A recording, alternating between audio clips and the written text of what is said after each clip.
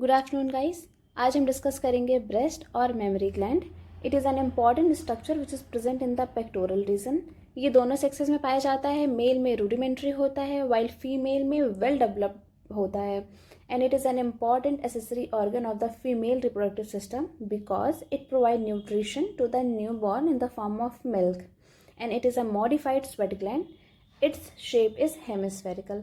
अगर हम लोकेशन की बात करते हैं तो ब्रेस्ट लाई करता है superficial fascia of the pectoral region. Superficial fascia वो लेयर होती है जो बनी होती है मॉडरेट अमाउंट ऑफ फैट से। जब हम स्किन को इंसाइज करते हैं तो उसके बाद हमें जो लेयर विजुअलाइज होती है उसको हम बोलते हैं सुपरफिशियल फेशिया। इसके बहुत सारे कंटेंट होते हैं जिसमें से इसका एक इम्पॉर्टेंट कंटेंट है ब्रेस्ट। इसके साथ साथ यहाँ पे cutaneous nerve, cutaneous branches of internal thoracic artery, प्लेटिज्मा, ये सारी चीज़ें भी प्रेजेंट होती हैं। ब्रेस्ट को 4 क्वाड्रेंट में डिवाइड किया गया है। ये हमारा मीडियल साइड है और ये हमारा लेटरल साइड है। तो ऊपर की तरफ जो मीडियल प्रेजेंट है इसको बोला गया है अपर मीडियल। ऊपर की तरफ जो लेटरल साइड में प्रेजेंट इसे बोला गया है अपर लेटरल। नीचे की तरफ जो मीडियल साइड में प्रेजेंट इसे बोला गया है लोअर मीडियल। और नीचे के ही तरफ जो लेटरल साइड में प्रेजेंट इसे बोला गया है लोअर लेटरल। अपर लेटरल क्वाड्रेंट का एक स्मॉल एक्सटेंशन होता है जो कि सुपरफेशियल फेशिया में लाई करता है, बट ये सुपरफेशियल फेशिया से डीप फेशिया में एंटर करता है एक ओपनिंग के थ्रू जिसे हम बोलते हैं फोरामेन ऑफ लैंगर। और ये जो एक्सटेंशन होता है इसको बोला गया है एक्सिलरी टेल ऑफ स्पेंस। तो ये हमारा एक्सिलरी टेल ऑफ स्पेंस है और ये जो हमारी ओपनिंग है इसे हम बोलते हैं फोरामेन ऑफ लैंगर। हम मेमोरी ग्लैंड के एक्सटेंट ऑफ बेस की बात करते हैं तो वर्टिकली ये एक्सटेंड करता है from second to sixth rib. ये अगर एक हम अप्रॉक्सीमेशन माने तो ये हमारी सेकेंड रिब होगी और यहाँ तक हमारी सिक्स्थ रिब होगी। तो सेकेंड से सिक्स्थ रिब तक ये वर्टिकली एक्सटेंड करती है और हॉरिजॉन्टली ये एक्सटेंड करती है from the lateral border of the sternum to the mid axillary line. Mid axillary line के बारे में मैंने आपको बताया था कि हमारे एक्सिला के 2 फोल्ड होते हैं, एंटीरियर एंड पोस्टीरियर।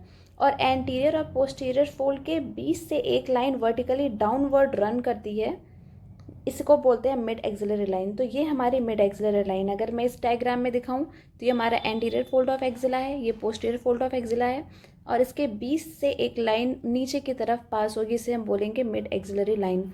तो हॉरिजॉन्टली एक्सटेंड करेगा from the lateral border of the sternum to the mid axillary line. Deep relation of breast की बात करते हैं तो ब्रेस्ट लाई करता है over the deep fascia. Deep fascia को पेक्टोरल फेशिया भी बोलते हैं क्योंकि पेक्टोरलिस मेजर मसल को कवर करती है। तो ये हमारी जो मसल दिख रही है इसे हम बोलते हैं pectoralis major muscle. Pectoralis major muscle को कवर करने वाली जो लेयर है इसको हम बोलते हैं डीप फेशिया। ये देखिए, और डीप फेशिया और ब्रेस्ट के बीच में एक लूज कनेक्टिव टिश्यू प्रेजेंट होता है, इसको बोलते हैं रेट्रो मेमोरी स्पेस। ये आपको जो लाइट ऑरेंज सा बेस दिख रहा है ये हमारी लूज कनेक्टिव टिश्यू है, इसको बोलते हैं retro mammary space. Loose connective tissue होने की वजह से ही जो ब्रेस्ट है, नॉर्मल ब्रेस्ट, वो मूव करता है freely over the pectoralis major muscle. इससे भी डीपर अगर हम जाके देखते हैं तो 3 मसल प्रेजेंट होती है। एक है हमारी पेक्टोरलिस मेजर मसल, दूसरी है सीरेटस एंटीरियर और तीसरी है external oblique muscle of the abdomen. हमारी पेक्टोरलिस मेजर मसल ओरिजिनेट होती है from the anterior surface of 2/3 of the medial side of clavicle bone. ये देखिए, तो यहाँ से हमारी पेक्टोरलिस मेजर मसल स्टार्ट होती है और लेटरल बॉर्डर ऑफ स्टर्नम से, मतलब सेकेंड कोस्टल कार्टिलेज से 6 costal cartilage and manubrium sterni, ये पूरे एरिया को कवर करती है हमारी pectoralis major muscle. Lateral side से हमारी जो मसल कवर करती है जो ब्रेस्ट के नीचे प्रेजेंट होती है उसे हम बोलते हैं सीरेटस एंटीरियर। और मीडियल साइड में हमारी एब्डोमेन की एक मसल प्रेजेंट होती है जिसे हम बोलते हैं एक्सटर्नल ऑब्लिक मसल, ये ब्रेस्ट के नीचे प्रेजेंट होते हैं। हम स्ट्रक्चर ऑफ ब्रेस्ट की बात करते हैं तो इसको हम 3 कैटेगरी में डिवाइड करके पढ़ेंगे। पहला है स्किन, दूसरा पैरेन्काइमा और तीसरा है स्ट्रोमा।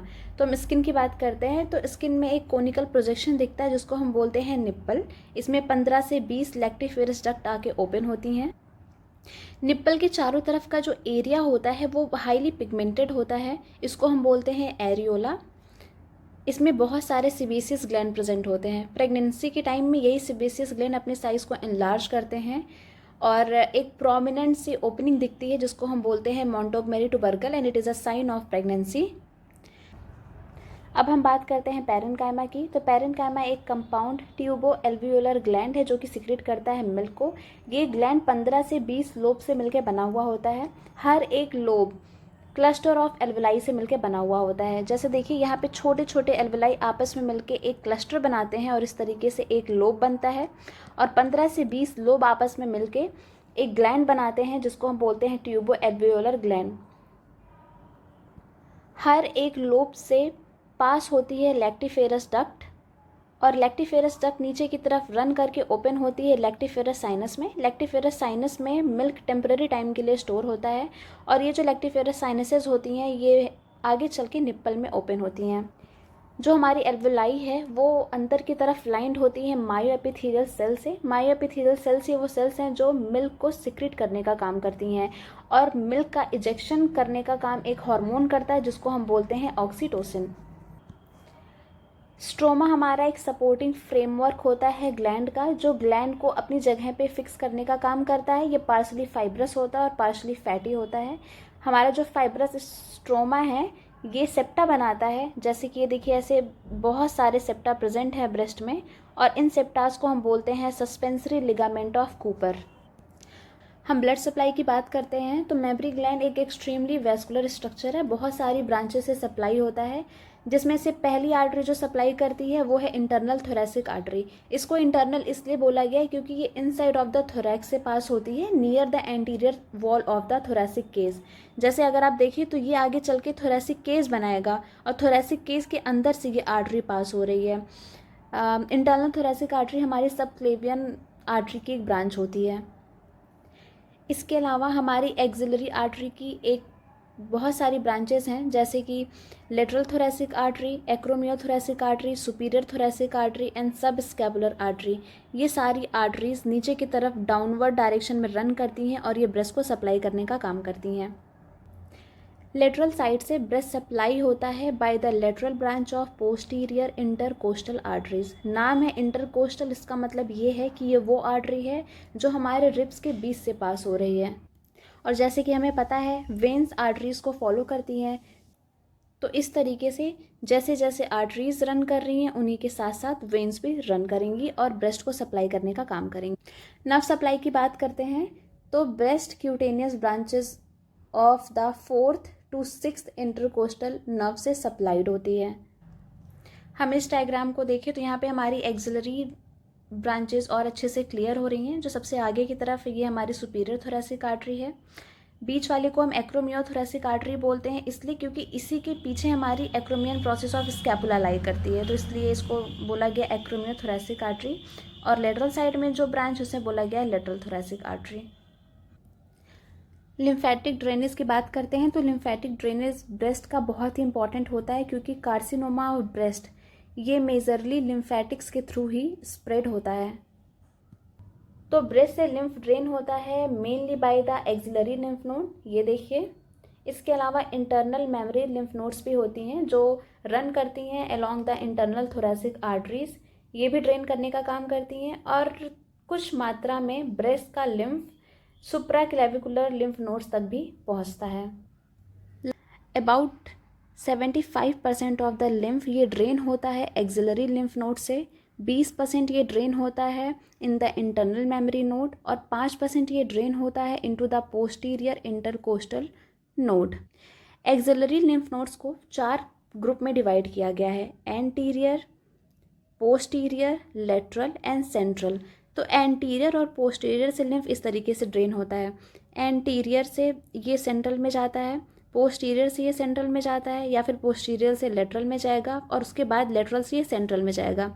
उसके बाद ये सारा लिम्फ नोड सेंट्रल से आकर ये एपिकल एक्सिलरी नोड्स में पहुंचता है, और यहाँ से ये सुप्राक्लेविकुलर नोड्स में जाता है। इस तरीके से लिम्फ ब्रेस्ट से ड्रेन होकर सुप्राक्लेविकुलर नोड्स तक पहुंचता है।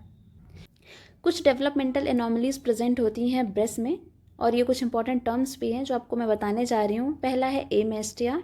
एमेस्टिया का मतलब होता है एब्सेंस ऑफ ब्रेस्ट। दूसरा है पॉलीमेस्टिया। पॉलीमेस्टिया का मतलब होता है सुपर न्यूमररी ब्रेस्ट। तीसरा है एथीलिया। जहाँ पे थीलिया टर्म है उसे याद रखिएगा, वो निप्पल से रिलेटेड है, तो athelia means absence of nipple. And polythelia means हो जाएगा सुपर न्यूमररी निप्पल्स। और एक और टर्म है जिसे हम बोलते हैं गायनेकोमैस्टिया, ये एक डेवलपमेंटल एनॉमली होती है ब्रेस्ट की, जो कि हम क्लीफेंटल सिंड्रोम में देखते हैं।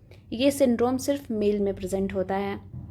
मैं आपको पॉलीथीलिया बताने जा रही हूँ। आप इस डायग्राम को देखें तो ये जो लाइन है इसको हम बोलते हैं मिल्क लाइन।